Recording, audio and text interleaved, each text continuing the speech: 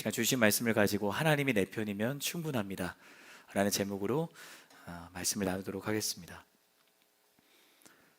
여러분, TV 프로그램 요즘 육아 금쪽 같은 내 새끼, 그 프로그램 보신 적 있으세요? 이거는 아마 좀 보셨을 것 같아요. 모두가 다 말씀과 기도에만 집중할 때도 있지만 또 이럴 때도 있잖아요. 이 프로그램을 보면 다양한 스토리를 가진 아이들이 등장합니다. 이 아이들을 가리켜서 금쪽이라고 부르죠. 금쪽이는 귀한 자식을 뜻하는 말이라고 합니다. 이 말은 누가 쓰느냐에 따라 그 의미가 달라질 수 있다고 하는데요. 자기 자녀에게는 귀하고 소중한 존재라는 뜻으로 금쪽이가 사용이 되지만 타인의 자녀에게는 골칫덩어리, 문제야, 말썽꾸러기, 그리고 철부지 등의 부정적인 의미로 사용되기도 한다고 합니다. 이 프로그램에 나오는 자녀들 중에는 그 부모님에게 짜증을 내고요, 말을 잘 안 듣는 경우가 많더라고요. 그런데 부모님은 그 자녀를 여전히 사랑하시는 거죠. 그들이 잘해서가 아닙니다. 부모여서 그렇습니다. 부모님의 마음에 들어서나 부모님의 기준에 부합해서 사랑하는 것이 아닙니다. 자녀이기 때문입니다. 다른 사람들은, 또 시청자들은 그들을 바라보며 한숨을 짓기도 하고 눈살을 찌푸리기도 합니다. 그러나 부모님은 다른 것이죠. 부모님에게 여전히 귀하고 소중한 나의 자녀입니다. 내가 사랑하는 자녀이기 때문에 어떻게든 아이의 문제점의 원인을 진단하고 자신의 양육 방식을 오히려 점검하는 것입니다. 아이를 위해 자신의 양육 방식을 바꿔보려는 그 의지를 불태우는 거죠. 또 타인의 시점에서 관찰한 VCR을 보면서 오은영 박사님의 진단을 통해 부모로서 자신의 실수와 또 잘못을 깨닫습니다. 그리고 이어지는 박사님의 금쪽 처방, 이 금쪽 처방을 꼼꼼하게 메모를 해요. 단순히 메모하는 것으로 그치지 않습니다. 부모님은 자신의 그 태도를 바꾸려고 최선을 다합니다. 자, 그럼 그 금쪽 처방에 금쪽이가 바로 반응하고 바뀌는가? 그렇지 않죠. 처음에는 금쪽이가 오히려 바뀐 부모님의 태도에 의아해하고 난처해 합니다. 오히려 더 떼를 쓰는 거죠. 예상치 못한 격한 반응을 보이기도 하면서 우리가 그걸 보고 당황하기도 합니다. 하지만 부모님은 포기하지 않습니다. 더욱 결연한 의지를 갖고 이 금쪽의 반응에도 흔들림 없이 타협하지 않는 것이죠. 그렇게 아무런 변화가 없을 것 같았던 이 금쪽이가 부모님의 사랑과 헌신적인 케어로 점점 변화되는 것을 우리가 프로그램을 통해서 볼 수 있는 것입니다. 그리고 나서 이 마지막에 또 우리의 눈물샘을 자극하는 장면이 나오잖아요. 말하는 코끼리 인형과 이 금쪽이가 단둘이서 속마음을 주고받는 시간. 저는 이게 되게 이게 참 기독교적이다. 그러니까 성령님이 이제 코끼리 인형이라면 금쪽이가 우린 거고 서로 그때 속마음을 나누는, 그게 예배인 거잖아요. 그렇게 주고받는 시간이 있는데 그때 금쪽이는 부모님을 향한 자신의 솔직한 마음을 털어놓는 거죠. 평소에는 들을 수 없었던 금쪽이의 마음이 부모님에게 전달이 되었을 때 부모님은 감격의 눈물을 흘립니다. 시청자인 우리도 그 모습을 보면서 그 감동이, 그 전율이 공감되어서 함께 눈물을 흘리기도 합니다. 2025년을 시작하며 우리는 요한계시록을 통해 나에게 찾아오시는 하나님을 만나게 됩니다. 사랑하는 여러분, 말씀은 하나님이 나에게 말을 거시는 영적인 대화 플랫폼입니다. 따라해 주시겠어요? 말씀은 하나님이 나에게 말을 거시는 영적인 대화 플랫폼입니다. 세상에 많은 그 미디어의 창구들이 있지만 우리도 하나님과 대화하는 창구가 있는데 그 창구가 바로 말씀을 듣는 시간이라는 거죠. 그렇기 때문에 말씀을 듣는다는 것은 단순히 성경책에 기록된 그 내용들을 살펴보는 것으로 끝나지 않습니다. 지식적으로 알고 깨닫는 것, 내 머릿속에 축적하는 것으로 멈추지 않습니다. 말씀을 듣는 이 시간은 평범해 보이는 나의 일상 속을 뚫고 찾아오신 하나님이 내게 말씀하시는 영원한 시간인 것입니다. 그 영원한 시간을 믿는 저와 여러분이 되기를 예수님의 이름으로 축복합니다. 지난주부터 우리는 예수님이 7 교회들을 향해 말씀하신 내용에 집중하고 있습니다. 단순하게 본다면 복음을 전하다가 로마 제국의 박해로 인해 반모섬이라는 그 섬에서 유배살이를 하고 있었던 제자 요한이 교회들을 향해 쓴 편지잖아요. 하지만 그 편지를 쓰신 진짜 발신자는 예수님이라는 거죠. 예수님이 요한을 통해 말씀하신 것은 하나님께서 예수님에게 주신 말씀을 그대로 제자 요한에게 전하시는 거예요. 그래서 제가 지난주 여러분에게 말씀을 드렸습니다. 말씀은 생명력이 있다. 이런 말씀은 살아 있습니다. 그렇기 때문에 흘러가야 됩니다. 지난주 말씀을 여러분 기억하신다면 동파 예화 기억하세요? 동파 예화 무슨 얘기인가 막 그렇게 하시는 것 같은데, 저의 집이 이제 항파 때문에 동파가 되었어요. 그래서 이제 개수대 물이 안 나오고 정수기 물이 안 나와서 아내한테 혼났던 일들이 있었는데, 근데 저에게는 하나님의 은혜를 경험하는 시간이었어요. 동파된 것이 오히려 기도의 물줄기가 끊어지지 않아야 되는구나, 항상 흘러야 되는구나라는 걸 깨닫는 영적인 공급의 시간이었습니다. 그렇게 동파 앞에서도 제가 불편해하기보다 여러분에게 그 감사와 은혜를 나누었더니 놀라운 일이 일어나더라고요. 모든 예배와 사역이 마치고 이제 집으로 출발을 하는데 이제 연락이 온 거예요. 아내의 연락이었습니다. 그래서 이제 약간 예상을 했죠. 아직도 안 나와, 어떻게 막 이렇게 할 줄 알았는데, 아내가 정말 기쁘면 할렐루야를 하거든요. 그래서 할렐루야 막 이러는 거에서 뭔가 직감을 했죠. 뭔가 일이 생겼다 해서 할렐루야, 개수대 물이 나와, 정수기 물이 나와. 그래서 아내가 여보, 우리 하나님 정말 최고다. 그 예화를 썼더니 하나님이 이렇게 역사하시는구나 하면서 이러니 하나님께 반하지 않을 수가 없다 막 그렇게 얘기하는데, 그 마지막 말에 살짝 좀 서운하기는 했어요.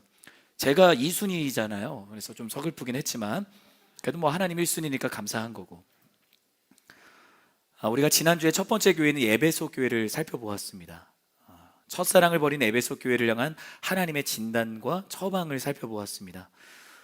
우리는 그 에베소 교회가 첫사랑을 버린 것에 대해서 같이 나누었는데, 이 에베소 도시는 소아시아, 지금의 튀르키예 지역의 무역과 문화와 정치 그리고 경제의 중심지 역할을 하는 그 항구 도시인 그 에베소 도시에 세워진 교회를 살펴보았는데요, 세상의 시선엔 풍요롭고 번영한 곳이 에베소 도시였습니다. 하지만 하나님의 시선엔 그 도시는 가난하고 타락한 곳이었습니다. 이는 그들이 우상 아데미를 숭배하고 하나님을 저버렸기 때문입니다. 에베소 교회를 향한 편지의 처음 내용은 칭찬이었어요. 너희들의 수고와 그 인내를 내가 기억한다. 너희가 진리를 지키기 위해서 거짓 교사들과 이단들로부터 너희의 교회를 지켜낸 것 칭찬한다. 그렇게 이야기를 하셨습니다. 잘한 일이었습니다. 그것은 과거 밀레도라는 곳에서 바울의 유언과도 같았던 그 훈계와 권면을 기억하며 에베소 교회 장로들로부터 시작된 그 은혜가 계속되어서 그들이 그 말씀을 지킨 것이기도 했습니다. 정말 최선을 다했어요. 그러나 다음에 이어지는 내용은 무엇인가? 예수님께서 그들을 책망하시는 거예요. 무엇 때문에 책망을 받았습니까? 그들이 첫사랑을 버렸다라는 거예요. 그렇다면 그들이 버린 첫사랑은 무엇인가? 예수님을 향한 첫사랑을 버린 거예요. 예수님 안에서 처음 경험하였던 구원의 기쁨과 감격을 버린 거예요. 자신들의 교회로 부르시고 또 교회로 세우신 주님 앞에 처음 드렸던 믿음과 그 결단을 버렸던 거예요. 사람의 눈에는 아무런 문제가 없어 보였습니다. 오히려 그들의 수고와 인내 그리고 헌신에 대한 칭찬이 계속되어야 할 것만 같았습니다. 하지만 하나님의 시선은 달랐던 겁니다. 그 수고와 인내에 가리워진 죄의 자리를 하나님은 보고 계셨던 겁니다. 사랑하는 여러분, 사람은 몰라도 하나님은 아십니다. 사람은 속여도 하나님은 속일 수 없습니다. 그분의 빛이 임할 때 어둠은 물러가고요, 그 어둠 속에 묻혀있고 가리워져 있던 모든 것이 밝히 드러나는 것입니다. 여러분 기억해 주시기 바랍니다. 우리 하나님은 빛이십니다. 참빛이십니다. 마치 빛처럼 우리의 눈과 마음을 빼앗고 있었던 그 세상의 화려함과 풍요로움, 즐거움도 참빛 대신 하나님이 역사하시면 아무런 힘을 쓰지 못합니다. 빛이 아니기 때문이죠. 저는 여러분이 하나님 앞에서 늘 정직하기를 바랍니다. 하나님 앞에서 아무것도 감출 수 없음을 인정하고 내 있는 모습 그대로 주님 앞에 겸손하게 나아가는 저와 여러분이 되기를 바랍니다. 내가 그렇게 정직함과 겸손함으로 하나님 앞에 나아갈 때 하나님은 내 안에 거하시는 겁니다. 아멘이시죠? 그분의 빛으로 나의 삶을 비추시는 거예요. 나를 세상의 빛으로 부르심을 주님께서 나로 깨닫게 하시고 세상을 비추는 빛으로 나를 사용하시는 것입니다. 7교회를 향해서도 그렇게 말씀을 하신 거잖아요. 7교회를 향해 7금초대 또 7별이라고 말씀하신 것은 교회가 빛이라는 것을 주님께서 말씀하고 계셨던 거예요. 그렇다면 왜 우리 삶에는 하나님의 진단이 필요할까요? 7교회들을 향해서 하나님께서 진단하고 계시는데 왜 우리의 삶에도 하나님의 진단이 필요한가? 어딘가 잘못된 것 같은 느낌은 있는데 스스로 진단을 내릴 수 없어 무엇이 병들었는지, 무엇이 잘못됐는지, 무엇을 어떻게 힘써야 되는지 막연한 순간들이 우리에게 있잖아요. 내 삶의 신앙의 주춧돌이 잘 놓여 있는지 의문이 되고 의심이 될 때가 있잖아요. 그 의문을 털어내고 싶고 그 의심을 걷어내고 싶은데 어떻게 해야 될지 막막한 순간들이 있지 않습니까? 여러분 기억하십시오. 그 답은 하나님께 있습니다. 하나님만이 내 삶을 정확하게 진단하시고 그분의 처방이 우리를 치료하시는 겁니다. 자, 따라해 봅시다. 하나님만이 내 삶을 정확하게 진단하시고 그분의 처방이 우리를 치료하십니다. 이것을 믿는 저와 여러분이 되기를 바랍니다. 그렇게 첫사랑 버렸던 에베소 교회, 예수님은 그들을 향해 언제 첫사랑을 버렸는지, 왜 첫사랑을 버렸는지를 생각해라, 그리고 돌아오라라고 말씀을 하세요. 단순히 첫사랑을 버려서 너희가 잘못했다, 그 잘못한 걸 너희가 이야기하라는 그 회개를 말씀하신 것이 아닙니다. 여러분, 회개라는 것은 돌아가는 거예요. 회개는 돌이키는 겁니다. 어디로? 첫사랑의 자리로. 첫사랑을 버리고 열심만 남았던 그 길에서 방향을 틀어서 하나님께서 기뻐하시는 그 사랑의 자리로 돌아오라고 주님이 말씀하고 계시는 거예요. 여러분, 이게 진짜 회개입니다. 그리고 말씀하시죠. 첫사랑을 회복하라. 첫사랑을 회복하라. 예수님께서 에베소 교회를 책망하신 것은 그저 그들의 잘못을 지적하고 또 그들의 허물을 들춰내기 위함이 아니셨던 거예요. 금쪽이를 훈계하는 부모님의 그 마음에 자녀를 향한 사랑과 포기를 모르는 결연한 의지가 있었던 것처럼 우리 주님도 에베소 교회를 그렇게 사랑하고 계시는 것입니다. 에베소 교회를 포기하실 수 없었기 때문에 그들을 그렇게 훈계해서라도 돌이키고 싶으셨던 거예요. 저는 여러분이 에베소 교회를 향한 그 예수님의 책망하심 속에 하나님의 사랑을 발견하기를 바랍니다. 그 사랑이 여러분을 향한 사랑입니다. 오늘 에베소 교회에 이어 예수님의 편지를 받은 두 번째 교회가 누구죠? 서머나 교회입니다. 오늘 보면 8절의 말씀을 우리 한 번 더 읽도록 하겠습니다. 시작. 너는 서머나 교회 사자에게 이렇게 써라. 살아나신 이가 이렇게 말씀하신다. 서머나도 이 에베소처럼 도시였습니다.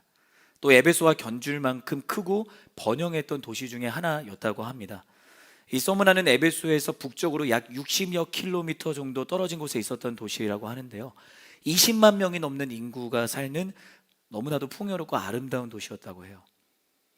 그 서머나 도시에 세워진 서머나 교회의 사자, 교회 메신저로 서 있는 크리스천들에게 예수님이 편지를 쓰고 계시는 겁니다. 편지를 쓰신 예수님은 자신을 이렇게 소개를 하세요. 처음이요 마지막이시니 곧 죽었다가 다시 살아나시니. 여러분, 지난주 에베소 교회 편지를 쓰시며 예수님이 자신을 처음 소개하셨던 그 내용을 혹시 기억하세요? 오른손에 7별을 잡으시고 7금초대 사이로 다니시는 이. 오늘은 처음이요 마지막이시니 곧 죽었다가 다시 살아나시니. 그러면서 제가 여러분에게 이렇게 말씀을 드렸어요. 예수님의 오른손이 교회를 붙들고 계시고 그분이 교회를 세우신 주인이다. 또 교회 사이로 다니시는 분이다. 교회를 다스리시는 왕이다. 그리고 이어서 오늘 두 번째로 자신을 그렇게 소개하시는데 이 가운데도 영적인 메시지가 있습니다. 여러분, 처음이자 마지막이신 분은 오직 예수님밖에 없습니다. 세상이 창조되고 우리가 지음받기 전에 땅이 혼돈하고 흑암 속에 있었던 그 처음에 주님이 계셨습니다. 여러분, 창세기 1장 1절의 말씀을 기억하시죠? 태초에 하나님이 천지를 창조하셨다. 이 말씀이 의미하는 바는 무엇입니까? 하나님께서 처음이 되신다는 거예요. 세상의 그 무엇도 그 누구도 하나님이 없으면 존재할 수 없다라는 겁니다. 이것을 믿으시기를 바랍니다. 저는 여러분의 삶이, 여러분의 신앙이 창세기 1장 1절의 말씀의 기초 위에 여러분의 믿음의 건물을 세워나가기를 바랍니다. 이 말씀을 믿는 것이 여러분의 신앙의 깊이와 넓이와 너비를 결정하는 거예요. 처음이자 마지막이신 분이 하나님인데 예수님이 서문화 교회를 향해 편지를 쓰시면서 내가 처음이고 마지막이다라고 말씀을 하시는 거죠. 자, 이게 무엇을 의미합니까? 예수님이 하나님이다. 여러분, 예수님은 하나님이십니다. 그렇기 때문에 죽음으로 끝나지 않고 부활하신 겁니다. 죽음을 이기실 수 있는 분은 하나님 한 분밖에 없잖아요. 바로 이 땅에 오신 하나님, 나를 죄로부터 구원하시기에 오신 하나님이 예수 그리스도이십니다. 예수님이 하나님이시라는 이 고백이 그리스도인의 고백입니다. 그 고백이 여러분의 신앙의 뿌리가 되어야만 합니다. 여러분, 혹시 이 내용을 기억하세요? 제자들과 함께 가이사랴 빌립보라는 동네에 들어가셨던 장면을 혹시 기억하시나요? 그동안 예수님께서 제자들과 함께 방문하셨던 다른 동네 때와는 다르게 갑자기 예수님이 가던 걸음을 멈추시고 뒤따라오고 있는 제자들을 쳐다보시는 거예요. 그리고 이렇게 말씀하십니다.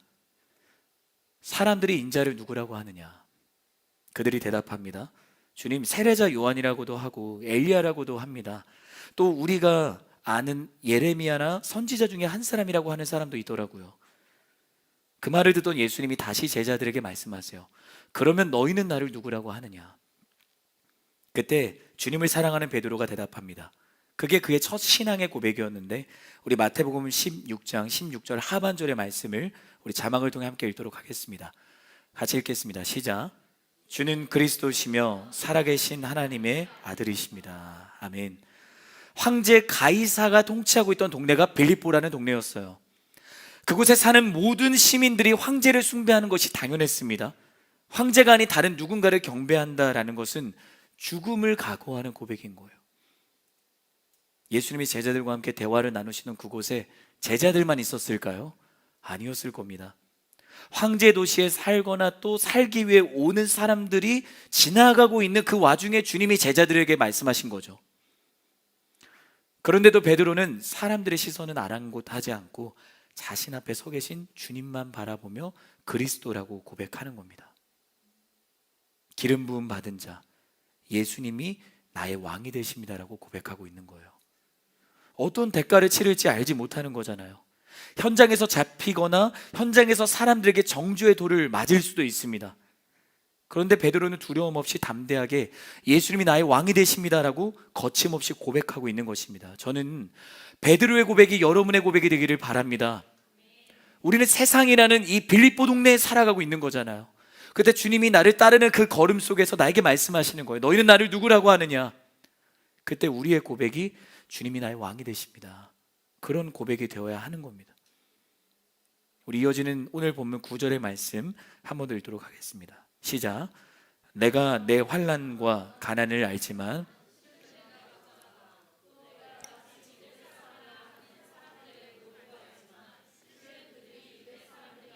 사탄의 집단이다. 서머나 교회는 에베소 교회처럼 유명하지는 않았어요. 말씀이 말해주듯이 서머나 교회는 에베소 교회와는 비교도 되지 않을 만큼 작았고요, 가난했습니다. 물론 무역이 이루어지는 항구 도시 맞았습니다. 부유한 도시였어요. 하지만 이 서머나 교회는 그리스도인이라는 이유만으로 환난과 가난을 겪어야만 했어요. 제 이름이 전진이잖아요. 제가 이제 저희 아버지가 목사님이다 보니까 제가 전학을 초등학교 때만 5번을 다녔거든요. 근데 그때마다 이렇게 딱 서가지고 자, 너 이름을 좀 소개해봐라고 선생님이 저를 이렇게 세우잖아요. 그러면 안녕, 나는 전진이야 하는데 그때 이제 친구들이 동생은 후진이냐 그러면서 막 다가와줘, 그걸 한번 쳐봐라. 너무 마음이 어려운 거예요. 그러다가 제가 이제 좀 친해진 친구가 있는데 이제 그 별명이 사라졌겠구나 싶었는데 제가 믿었던 친구마저 이제 저를 막 놀리는 순간들이 있었어요. 그때 그렇게 서럽고 상처가 되더라고요. 그런 거죠. 유대 사람들이 지금 서머나 교회 그리스도인들을 향해서 그렇게 그들을 놀리고 모욕하고 있는 거예요. 얼마나 서럽고 얼마나 상처가 되었겠어요. 서머나 도시에 사는 이방인들보다 자신의 형제와 자매라고 생각했던 유대 사람들이 서머나 교회 성도들 더 모질게 대하고 있는 거예요. 또 유대 사람들의 고소에 시달려야 했던 거예요. 그들에게 쫓겨다니며 괴롭힘을 당했던 겁니다. 거기에서 멈추지 않았습니다. 이 유대 사람들은 상인 조합이었던 길드라는 그 길드에 속해서 이 서머나 교회를 탄압하는데 할 수 있는 모든 수단을 다 동원했어요. 이 길드란 중세 시대에서 근대 시대에 이르기까지 유럽의 도시를 중심으로 장인이나 상인들이 조직했던 조합이었죠. 이 길드는요, 사업권 라이센스를 통해서 해당 지역의 생산권이나 상권을 독점하기도 했던 나쁜 곳이었습니다. 단순한 괴롭힘이 아니었습니다. 그들의 의식주를 제한했고 크리스천들의 일상을 무너뜨리는 것에 앞장섰던 거예요. 예수님은 그런 유대 사람들을 향해 그들이 유대 사람들이 아니라 사탄의 집단이다라고 말씀을 하시는 거죠. 그렇다면 유대 사람들이 이렇게까지 서머나 교회를 괴롭힌 것이 가능했던 이유는 무엇인가? 서머나 도시가 황제를 숭배하고 우상을 숭배하는 도시였기 때문입니다. 당시에는 자기 도시에 황제 신전이 있다는 것이 그 도시가 다른 도시보다 앞서고 그 도시의 이름을 떨치는 성패를 결정했다고 해요. 다시 말해서 도시들이 이 신전의 유치권을 따내기 위해서 치열하게 경쟁을 했던 거죠. 황제의 신전을 짓기 위해 서머나도 다른 도시들과 경쟁을 하다가 이긴 거예요. 그리고 신전 유치권을 따냈습니다. 그리고 황제와 우상을 숭배하는 신전을 짓게 됩니다. 그러자 서머나 교회를 향한 핍박이 더 심해졌던 거예요. 왜? 그들의 뒤에 황제가 있으니까. 그리고 그들이 우상을 숭배하는 것에 타협했으니까. 1년에 한 번 신전으로 나아가서 황제가 주님이시다, 가이사가 주님이시다 라고 이야기만 하면 그들의 상권과 그들의 삶을 보장해 준다는 라이센스를 발급받을 수 있었다고 해요. 그러니 믿음을 포기하고 예수님을 버린 거죠. 그러나 그 가운데서도 믿음을 지켰던 것이 서머나 교회의 크리스천들이었습니다. 그들은 끝까지 거부했고요, 더 극심한 박해를 당해야만 했습니다. 이 서머나 교회의 감독이자 오늘날로 따지면 담당 교육자였던 분이 폴리캅이라는 분이세요. 폴리캅은 황제를 주님으로 인정하는 그 자리에서 인정하지 않고 타협을 거부합니다. 그때 한 번만 황제를 주님으로 인정하면 목숨만은 살려주겠다라는 서머나 총독의 회유를 받게 돼요. 그때 폴리캅은 다음과 같이 말하며 총독의 회유를 거침없이 거절합니다. 내가 86년이라는 인생을 살아가면서 주님은 단 한 번도 나를 배신하신 적이 없는데 어떻게 내가 주님을 배신하겠습니까? 이와 같이 고백하며 총독의 회유와 사람들의 박해에도 당당하게 맞섰던 폴리캅은 결국 화형에 처해져 서머나의 12번째 순교자가 되었다고 합니다.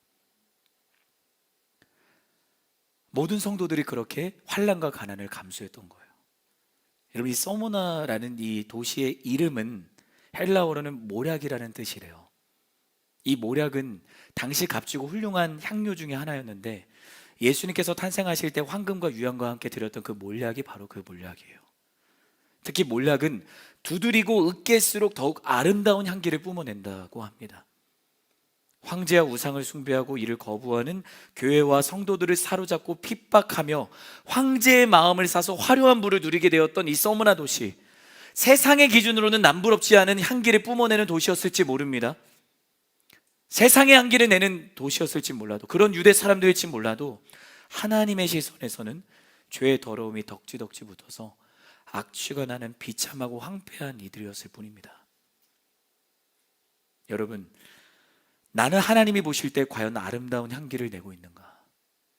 여러분은 하나님의 아름다운 향기를 내는 이들이 맞습니까? 저는 여러분이 하나님의 아름다운 향기를 드러내는 인생이 되기를 바랍니다.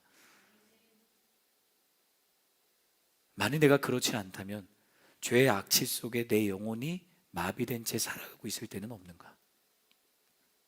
하나님의 시선에는 폴리캅과 서머나 교회 성도들이 죄에 물들지 않은 그리스도의 향기를 풍기는 거룩한 인생을 살아가고 있었던 겁니다. 어린 양의 피를 문설주와 임방에 발랐을 때 죽음의 그림자가 그 집을 넘어갔잖아요. 침범하지 못했잖아요. 저는 여러분의 삶이 그리스도의 향기로 덮여지기를 바랍니다. 죄가 여러분을 넘어서는 은혜가 여러분에게 있기를 바랍니다. 예수님은 서머나 교회 성도들이 당한 환난과 가난을 안다라고 말씀을 하세요.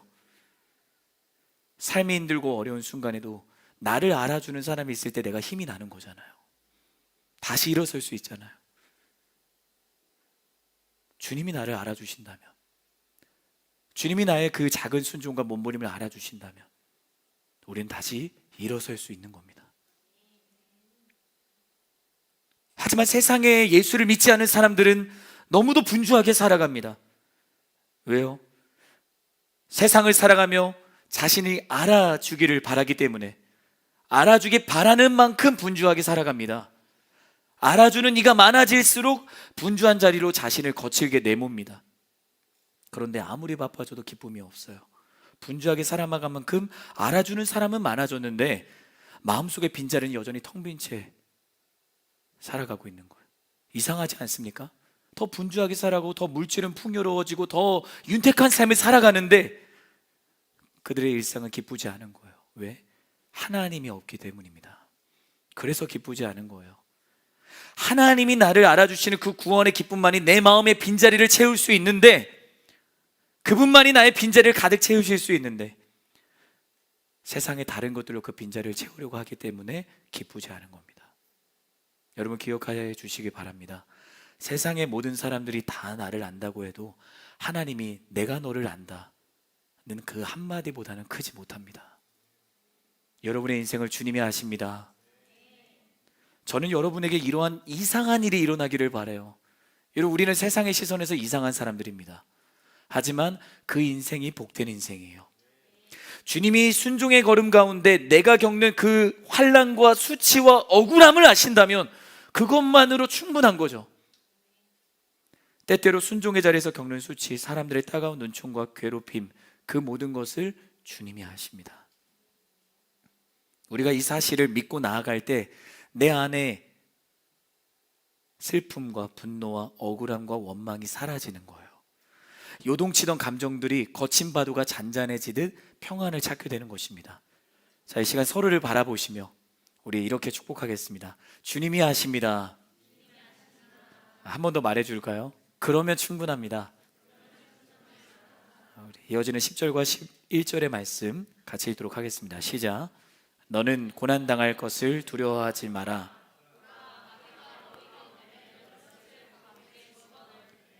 너희가 10일 동안 핍박을 받을 것이다. 너는 죽도록 충성하여라. 그러면 내가 생명의 면류관을 내게 줄 것이다. 귀 있는 사람은 성령이 교회들에게 하시는 말씀을 들어라. 이기는 사람은 둘째 사망에서 해를 받지 않을 것이다. 예수님이 서문학교회를 향해 다시 한번 말씀하십니다. 너는 고난당할 것을 두려워하지 마라. 너는 죽도록 충성해라. 그러면 내가 생명의 면류관을 내게 줄 것이다. 여러분, 주님은 서문학교회가 앞으로 당하게 될 고난에 대해 말씀하세요. 자, 사람의 생각으로 이해가 되지 않는 거죠. 정말 주님이 그들의 환난과 가난을 알고 계신다면 그걸 없애주셔야 되지 않는가? 그들의 환난과 가난을 겪는 이유가 무엇 때문인지 주님은 다 알고 계시는데 주를 신뢰하는 그 믿음을 지켜내고자 그들이 그렇게 환난당하고 가난에 처한 것인데 왜 주님은 오히려 고난당할 것을 두려워하지 마라 그렇게 말씀을 하시는가?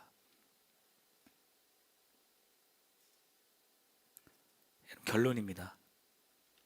주님은 환난을 없애주신다고 말씀하시지는 않아요. 앞으로 환난이 없을 거라고도 말씀하시지 않습니다. 오히려 환난이 계속될 것이다. 죽도록 충성해라 라고 말씀하세요.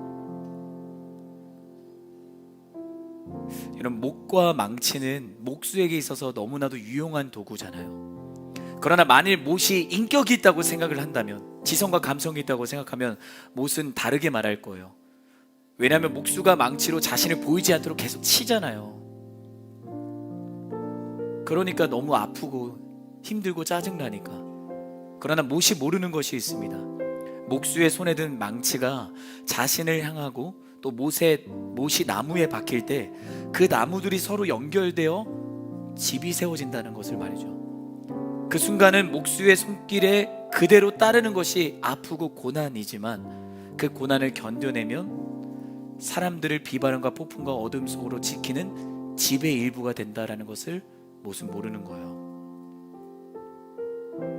주님께서 죽도록 충성하라고 말씀하신 것은 세상과 우상과 황제의 죽도록 충성하는 그 서머나 도시에서 너희는 나에게 죽도록 충성해라. 주님이 말씀하시는 겁니다. 여러분, 이 땅에 이 세상과 나의 삶의 왕은 누구십니까? 하나님이십니다. 그때 주님이 나에게 말씀하시는 것은 내가 그 환난과 가난을 없애주겠다, 그 순종으로 인한 억울함과 수치를 사라지게 하겠다가 아니라 그 가운데 내가 너를 지키고 내가 너와 함께한다, 너가 나에게 죽도록 충성하면 내가 너를 지키겠다. 근데 이 말씀이 우리에게 은혜가 되는 것은 무엇입니까? 주님이 하나님께 죽도록 충성해서 우리를 죄로부터 살려내셨잖아요. 그분이 우리를 위해 죽도록 충성하셨습니다. 그때 죽음으로부터 다시 살아나는 기적이 일어난 거죠. 여러분, 우리는 예수님을 바로 보여주는 그분의 제자들입니다.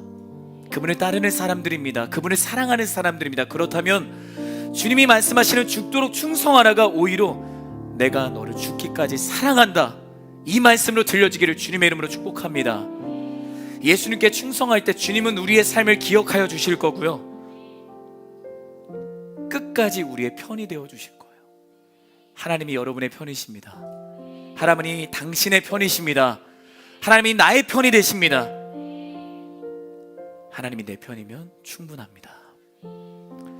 우리 이 말씀을 기억하며 우리 같이 찬양하며 나아가도록 하겠습니다.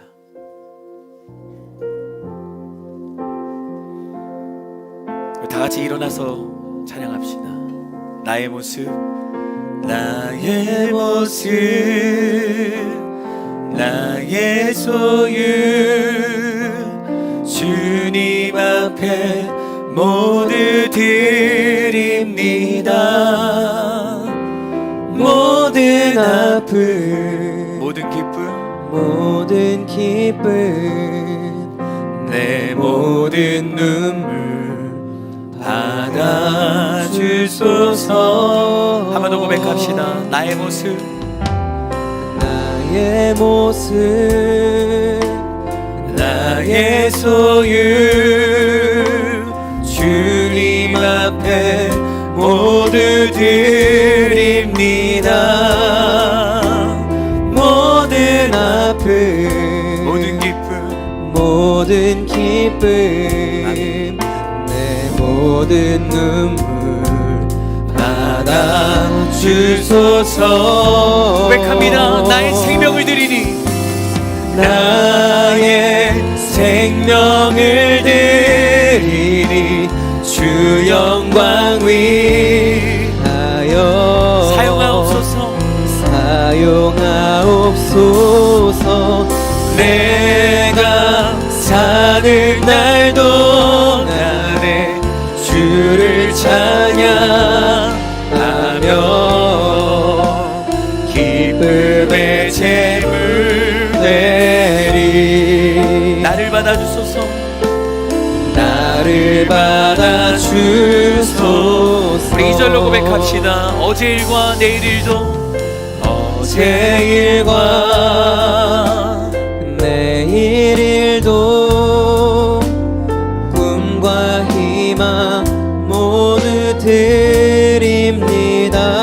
모든 소망, 모든 소망, 우리의 모든 계획도 모든 계획, 내 손과 마음 받아주옵소서. 내 손과 마음 받아. 우리 주님 앞에 두 손을 높이 들고 우리 믿음으로 고백하며 나아갑시다. 나의 생명을 드리니, 나의 생명을 드리니 주 영광 위하여 사용하옵소서. 내가 사는 날 동안에 주를 찬양하며 기쁨의 제물 되리, 기쁨의 제물 되리. 나를 받아주소서. 나를 우리 마지막으로 한 번 더 고백하며 나아갑시다. 나의 생명을 드리니, 아멘. 나의 생명을 드리니 주 영광 위하여, 주 영광 위하여 주님 우리를 사용하여 주시옵소서. 사용하옵소서. 내가 사는 날 동안에 주를 찬양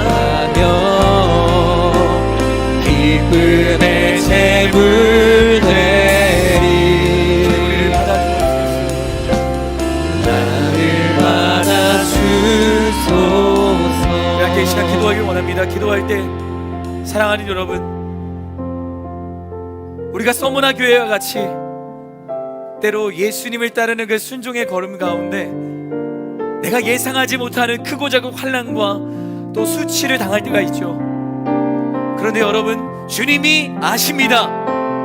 사랑하는 여러분, 주님이 아십니다. 우리가 그것만으로 만족한 인생으로 살아가게 하여 주시옵소서. 나의 환난과 가난을 아시는 주님, 주님이 나의 편이며 충분합니다.